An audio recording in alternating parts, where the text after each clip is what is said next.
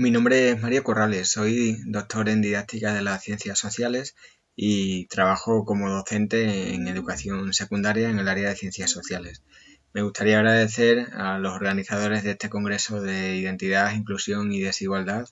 la posibilidad de compartir alguna de mis investigaciones, en este caso relacionada con la cuestión de la igualdad de género y la educación para la igualdad de género desde el área de las ciencias sociales.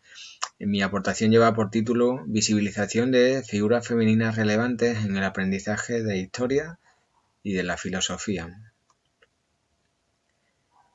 En la etapa de educación secundaria, dentro de los contenidos curriculares correspondientes al área de humanidades y ciencias sociales, se estudian diversos periodos y procesos históricos en el que mayoritariamente los protagonistas que se les presenta a los estudiantes son protagonistas varones,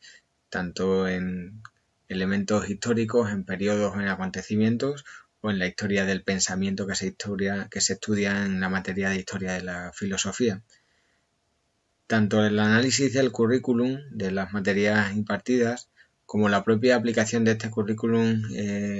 plasmada en los libros de texto muestran un abrumador desequilibrio entre cantidad de figuras masculinas y figuras femeninas que se presentan en los dos ámbitos en los que nos centramos, en la geografía e historia y en la historia de la filosofía. Ciertamente, el protagonismo de personajes no es el único modelo o la única vía de educación para la igualdad de género, pero en materias en las que se estudia el protagonismo de personas es significativa la manera de presentar cuál es el papel que ocupan hombres y mujeres en los diferentes periodos históricos. A pesar de que algunos de los periodos históricos que los estudiantes analizan en profundidad tienen personajes femeninos muy relevantes y de muy alta consideración, el hecho es que en los procesos de enseñanza y aprendizaje lo más habitual es que estos personajes estén en segundo plano, queden ensombrecidos por figuras masculinas o destaquen como excepciones o como personajes peculiares o particulares de un periodo. Siempre se cita como ejemplo de esta característica la reina Isabel la Católica. Entre los muchos reyes que los estudiantes conocen, Isabel es una figura muy importante, muy relevante, pero es presentada como una rareza en su época de reyes varones. Evidentemente, los reyes fueron los que fueron, pero en otros procesos históricos en los que hay personajes masculinos y femeninos, como en la propia filosofía, hay un gran oscurecimiento de personajes femeninos y una gran relevancia de personajes masculinos. El objetivo que presenta este estudio es un doble objetivo. En primer lugar, se pretende realizar un análisis curricular de las materias de geografía e historia en los diferentes cursos de la ESO y de historia de la filosofía en bachillerato para determinar de manera cuantitativa cuáles son los personajes o cuántos son los personajes femeninos que aparecen como contenido curricular explícito.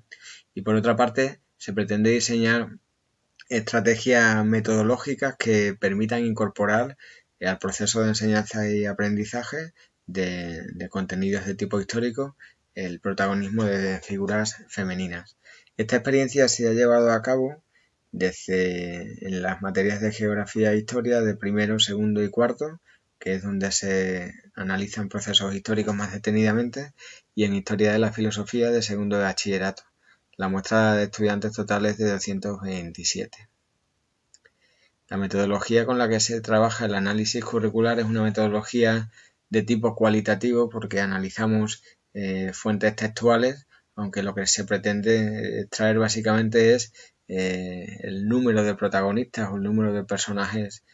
femeninos que aparecen. En cuanto a la intervención didáctica, se ha diseñado un procedimiento que consiste en el encargo de pequeños trabajos de investigación en cada periodo de la historia, para que los estudiantes completen lo que no se les presenta y puedan conocer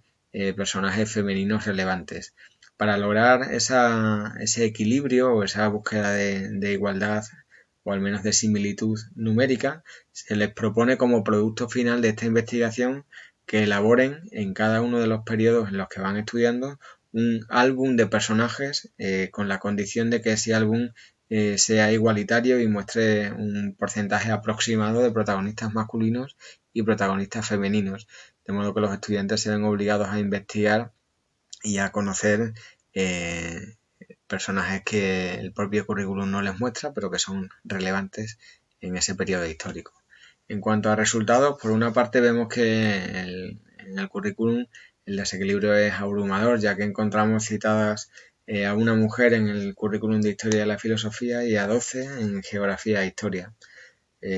Contrastando con los resultados obtenidos de la propuesta didáctica, se observa que los estudiantes han sido capaces de rastrear e identificar 18 mujeres filósofas y 36 protagonistas de diferentes periodos de la historia estudiados desde primera o cuarto de la ESO. A la vista de estos resultados, se considera necesaria la implementación de intervenciones didácticas que suplan esta carencia curricular de personajes femeninos y que reviertan de alguna manera ese desequilibrio que tiene el contenido que se les presenta a los estudiantes con protagonismo masculino y muy escaso protagonismo femenino. Estas son algunas de las referencias tenidas en cuenta a lo largo de la investigación